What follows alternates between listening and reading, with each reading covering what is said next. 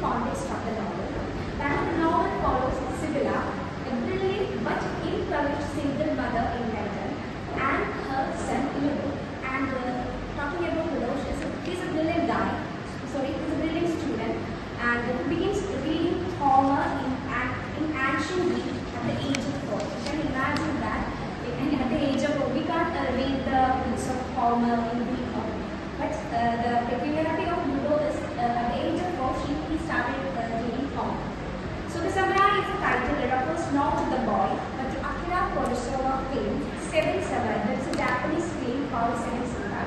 So the Ludo watches this film 100 times. So that is a classic movie. Which Sibylla plays on the loop because she lacks a male role model person. As I mentioned earlier, Sibylla is a single mother, as she got from one night stand, and the name of his father is the boy. He's the biological father of Ludo, but he is an ordinary guy, not an intellectual person. So this presentation argues that Dewitt uses intertextuality, the relationship between text and intermediality, that is, the processing of different media, to critique how we learn and how we define greatness in the West. So I'm moving to the Julia Gustavus, the concept of intertextuality in the thoughts of Julia Gustavus.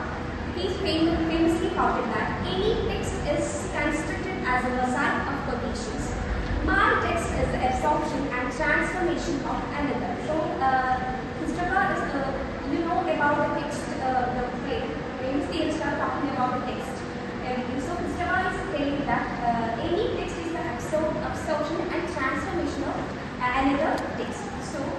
So Dewitt takes this semiotic theory literally. The protagonist, the child prodigy Ludo, does not just read the canon, he raised within a laboratory cultural artworks, most notably Akira Kurosawa's Seven Samurai and the Icelandic sagas.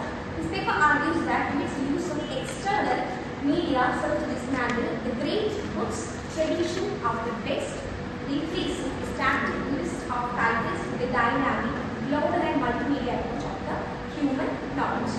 So,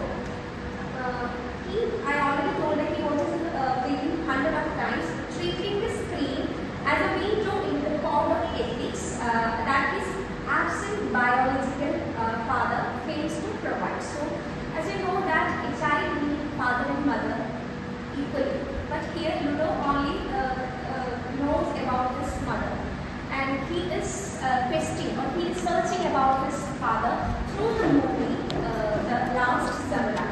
So, to expand on this, we see about Dewitt's Odyssey.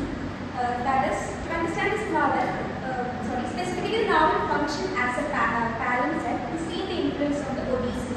That is, Ludo search for his father mirrors, Telemachus search for Odysseus, and the Icelandic sagas providing a cold, hard logic of fate. Then the tale of aging, that is, offering a non-Western lineage of horror. So, the writer is not just showing up, she is suggesting that the Western canon is insufficient on its own. By bringing in Japanese and Icelandic text, she replaces the static Greek books list with the global survival fit for the individual.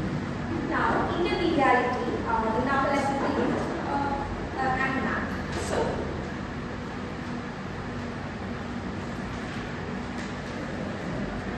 this is where the novel becomes truly radical. Intermediality refers to how the book incorporates other media forms.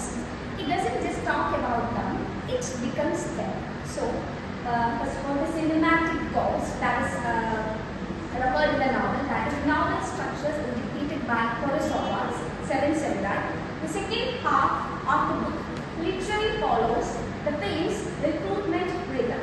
Dewitt uses jump cuts in her prose